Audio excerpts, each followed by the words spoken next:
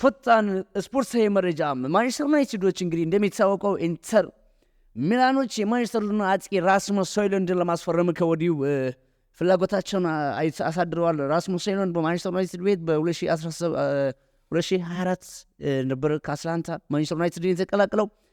በአመቱ ጥሩ እንቅስቃሴን አላስመለከተም።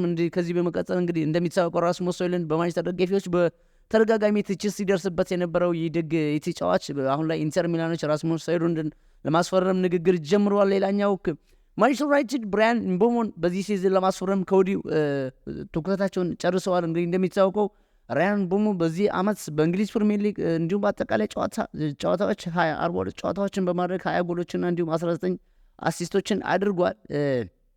ሌላኛው ይህንን ዜና ማንቸስተር ዩናይትድ ራያን ምቦሞ ማንቸስተር ዩናይትድ መርጧል። ሲቲን ስንመለከት እንግዲህ ማንቸስተር ሲቲ አልጄሪያውን የወልቭስ ግራ መስመር ተከላካይ ራያን አደን ኑሪንን ለማስፈረም ከ34 እስከ 40 ሚሊዮን ለማቅረብ ከወዲሁ ወስኗል። ነገር ግን ወልቭሶች 47 ሚሊዮን ይፈልጋሉ። ከዚህ ማኳያ እንግዲህ ማንቸስተር ሲቲ ራያንን ይህንን አልጄሪያዊ ተጫዋች ለማስፈረም ከወዲሁ ፉክክሩ አጣጥፎታል። ሌላኛው ፔፕ ጋርዲዮላ የክለባቸው ጎል ጠባቂ ኤደርሰንና ኦርቲጋ በዚህ ክረምት ከቡድናቸው ማንቸስተር ሲቲን እንደማይለቁ ትላንትና አረጋግጧል። በአርሰናል በኩል ቤንጃሚን ሼስኮ አርሰናል ለመቀላቀል እየተቃረበ ይገኛል። ቴሌግራፍ እንደሚታወቀው አርሰናል ከወዲሁ ስትራይከርና እንዲሁም የክንፍ መስመሮች ለማስፈረም ወደ ገበያ ከወጣ ሰነባብተዋል። እንደሚታወቀው አርሰናል ቤንጃሚን የአጥቂ መስመር ቦታ ቤንጃሚን ለማስፈረም ከወዲሁ ትኩረት አድርጎ እየሰራ ይገኛል። ቸልሲ የ20 ዓመቱን ፖርቱጋላዊ አማካኝ ዳረን አሴንጎ ከስፖርቲንግ ሊዝበን በ18 ሚሊዮን ፓውንድ ማስፈረማቸውን ይፋ አድርጓል። ሌላኛው ቼልሲ የዓለም ክለቦች ዋንጫ ሳይጀምር በፊት የጆሚ ባይኖን ጌትሰንን ዝውውር ለመጨረስ ተቃርቧል። ይህም በዶርትመንድ የሚገኝ ተጫዋች ነው። ይህን ለመጨረስ ከወዲሁ ተቃርቧል።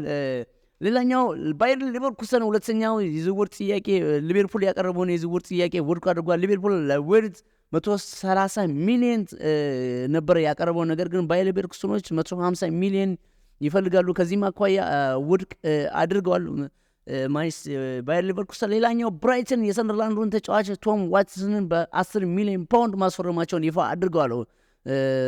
ቶም ዋትሰን ሰንደርላንድ ወደ ፕሪሚየር ሊግ እንዲያድግ ካስቻሉ ትልቅ ባለ ተጫዋቾችና ደቂቃዎችን ያስቆጠረ ተጫዋች መሆኑን ጎል ባለቀ ደቂቃ ያስቆጠረ ተጫዋች መሆኑን ይታወቃል። እንግዲህ ብራይተን ይህንን ተጫዋች በ10 ሚሊዮን ፓውንድ ማስፈረማቸው ኦፊሻሊ አድርገዋል። እንደሚታወቀው ኢንተር ሚላኖችም እንዲሁ ራስሙስ ሆይሉንድ ለማስፈረም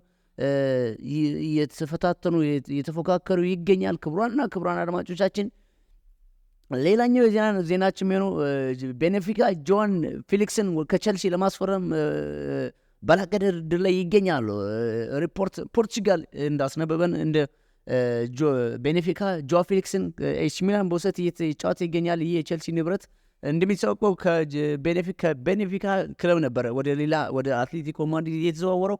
ከዚህ ማኳያ እንግዲህ ጆዋ ፌሊክስ ድጋሚ ወደ ክለቡ ለመመለስ ቤኔፊካዎች እየተፎካከሩ ይገኛል። ሌላኛው በዚህ ክረምት ማቲያስ ቴል በክለባቸው እንዲቆይ ይፈልጋሉ። አሁንም የመጣው ሀሳብ የተጫዋቹ ውል ላይ ነው። እንዲሁም የግዴታ ግዢ እንዲሁም የውሰት መጨመር ሳይሆን ባየር አሁን ቀጥተኛ ግን አፈጻጸም ይፈልጋል። ድርድሩም ቀጥሏል። ቶተናሞች የማቲያስ ቴልን ዝውውር እዚሁ ለማድረግ ከወዲሁ ትኩረት ይዟል። ሌላኛው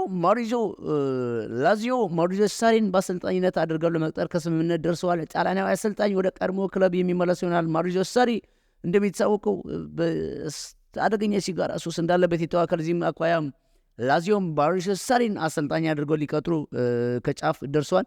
ሌላኛው የባርሴሎና አሰልጣኝ ሃንሲ ፌሊክስ የላሊጋ የዓመቱ ምርጥ አሰልጣኝ በመባል ተመርጧል። እንግዲህ እንደሚታወቀው የሶስትዮሽን ዋንጫ አሳክቷል።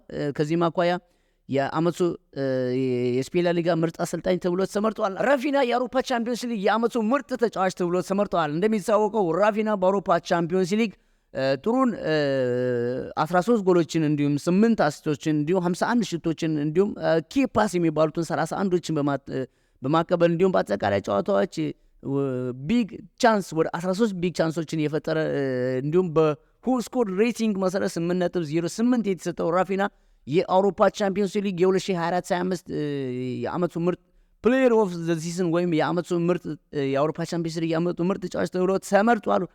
አትሌቲኮ ማድሪድ የአንቶኒዮ ግሪዝማንን ውል ለአንድ ዓመት አራዝሟል። እስከ 2027 ድረስ አድርሷል። አንቶኒዮ ግሪዝማን በአትሌቲኮ ማድሪድ ቤት ውሉን እንዲሁም አራዝሟል ይላል የዜና አውታራችን ነው። ሌላኛው አትሌቲኮ ማድሪድ የኮኬን ኮንትራት ለተጨማሪ አንድ ዓመት ማራዘሙን ይፋ አድርጓል። አትሌቲኮ ማድሪድ የኮኬን የአንድ ዓመት ውል ኦፊሻሊ አራዝመውለታል። እንግዲህ እንደሚታወቀው ሊጎች ተጠናቀዋል። እስኪ ሊጎች ከምን ያህል ቀናቶች በኋላ ወደ ውድድሩ ወደ ፉክክሩ እኛንስ ወደ ማስደበሩ ደረጃ ከምን ያህል ቀናቶች በኋላ ይጀምራሉ የሚለው እንመልከት። የቶፕ 5 ሊግ ውድድሮች እንዲሁም የሳውዲ ሮሽን ሊግና ውድድር መች የሚጀምርበት ቀን እንሆ ብለናቸዋል ይላል። እንግዲህ የስፔን ላሊጋ ከ73 ቀናት በኋላ የስፔን ላሊጋ ይጀምራል። እንግዲህ ስፔን ላሊጋ ላይ ዣቪ አሎንሶ ሪያል ማድሪድን ተረክቧል። እንዲሁም ደግሞ ሃንሲ ፍሊክ ጥሩ ግስጋሴን አስመልክቷል። ከዚህም አኳያ ቀጣይ ዓመት ፉክክሮች ይኖራሉ። ሌላኛው ተወዳጁ የእንግሊዝ ፕሪሚየር ሊግ ከ74 ቀናት በኋላ ተመሳሳይ ቀናቶች ናቸው። ሁለቱም ከ74 ቀናት በኋላ የሚጀምር ይሆናል። የእንግሊዝ ፕሪሚየር ሊግም የፈረንስ ሊግ 1 እንዲሁም ከ76 ቀናቶች በኋላ ይጀምራል። ጀርመን ቡንደስሊጋ ከ81 ቀናት በኋላ፣ ጣሊያን ሴሪያ ከ82 ቀናት በኋላ እንዲሁም ሳውዲ ሮሽን ሊግ ከ87 ቀናቶች በኋላ ሊጎች ይመለሳሉ የሚጀምሩ ይሆናል።